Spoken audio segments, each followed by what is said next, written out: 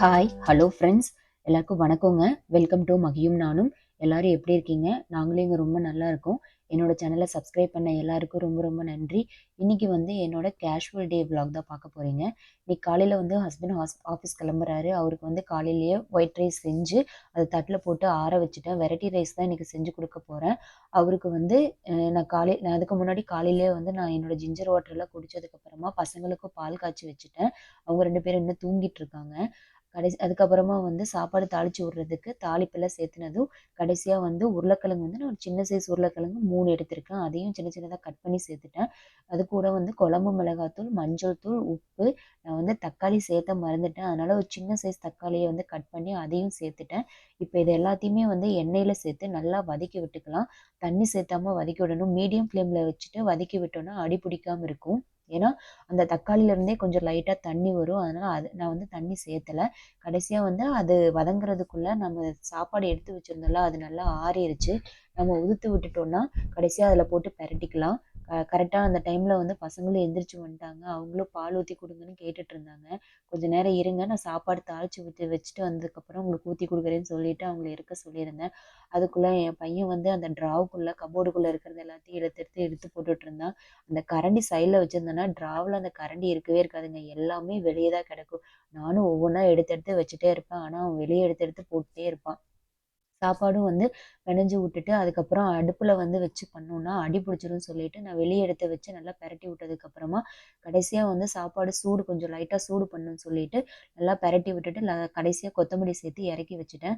அவரும் வந்து ஆஃபீஸ் கிளம்ப ஸ்டார்ட் பண்ணிட்டாரு. நான் வந்து என் பசங்களுக்கு வந்து நைட்டு பண்ண சப்பாத்தி மாவு இருந்துச்சு கொஞ்சம். அதில் வந்து சப்பாத்தி சுட்டு வச்சுட்டு நான் எனக்கு வந்து ஓட்ஸ் பண்ணியிருந்தேன். நான் காலையில் வந்து பிரேக்ஃபாஸ்ட்டுக்கு வந்து ஓட்ஸ் தான் எடுத்துகிட்டு இருக்கேன். அது கூட வந்து ஏதாவது ஃப்ரூட்ஸ் சாப்பிட்டுக்குவேன். ஓட்ஸ் வந்து ஒரு சின்ன டம்ளர் அந்த டம்ளர் அளவுக்கு ஓட்ஸ் சேர்த்து 2 நிமிஷம் அவனில் வச்சு எடுத்தோம்னா அது குக் ஆயிரும். கடைசியாக வந்து அதுவும் நான் டிஃபன் சாப்பிட்டதுக்கப்புறமா ஒரு 11 போல் ஹேர் மாஸ்க் போடலான்னு சொல்லிட்டு இன்னைக்கு தேங்காய் பால் அதுக்கப்புறம் பனானா சேர்த்து தான் வந்து நான் ஹேர் மாஸ்க் போட்டிருந்தேன். 20 மினிட்ஸ் வச்சு ஊற வச்சுட்டு வாஷ் பண்ணிட்டு வந்ததுக்கப்புறமா பசங்களுக்கு வந்து ஒரு 12 மணி போல் ஆரஞ்சு ஜூஸ் பண்ணி கொடுத்துட்டு இருந்தேன். கடைசியாக வந்து ஈவினிங் பசங்க வந்து தூங்கி எழுந்திரிச்சதுக்கப்புறமா ஈவினிங் வந்து சரி கொஞ்ச நேரம் வெளியே வச்சுட்டு இருக்கலாம்னு சொல்லிட்டு வெளியே விளையாண்டுட்டு இருந்தாங்க.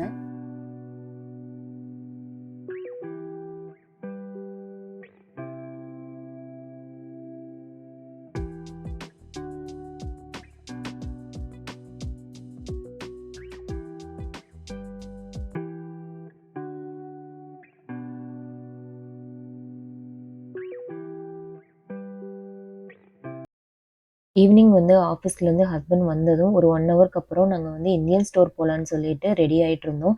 ரெடி பண்ணி கூட்டிகிட்டு வந்து கார்கிட்ட நிறுத்த உடனே அந்த டோரில் போய் ஒரு ப்ரெஸ் பண்ணணுங்க. அப்போ தான் வந்து டோர்ஸ் ஓப்பன் ஆகும். அவங்க 2 பேரும் வந்து யார் அமுத்துறதுன்னு சொல்லிட்டு சண்டை கட்டிட்டு இருந்தாங்க.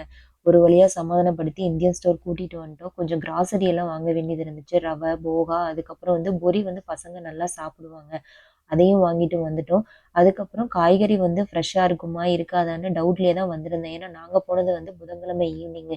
எப்போவுமே வந்து இங்கே டியூஸ்டேவும் ஃப்ரைடேவும் வந்து கொஞ்சம் காய்கறி எல்லாம் வந்து லோட் பண்ணுவாங்க. ஃப்ரெஷ்ஷாகவும் இருக்கும். எல்லா ஸ்டோர்லேயுமே வந்து இங்கே அப்படி தான் சொல்கிறாங்க. செவ்வாய் அண்ட் வெள்ளிக்கிழமை வந்து கொஞ்சம் ஃப்ரெஷ்ஷாக இருக்கும் காய்கறி அப்படின்னு. சரின்னு நமக்கு தேவையான காய்கறி எல்லாம் எடுத்துகிட்டு வந்துட்டேன். அப்புறம் வெந்தயக்கீரை, அப்புறம் மின்ட்டு இது எல்லாமே வந்து கொஞ்சம் ஃப்ரெஷ்ஷாகவும் இருந்துச்சு. முருங்கைக்காயும் இருந்துச்சு.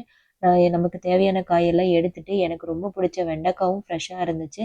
ஓரளவுக்கு தேவையான அளவெல்லாம் எடுத்ததுக்கு அப்புறமா உள்ளேயே வந்து இந்த ஷாப்போட ரெஸ்டாரண்ட்டும் இருக்குங்க. சரின்னு அங்கே போய் வந்து பசங்க சமோசா சாப்பிடுவாங்கன்னு சொல்லிட்டு ஒரு 2 சமோசா வாங்கிட்டு கிளம்பிட்டோம்.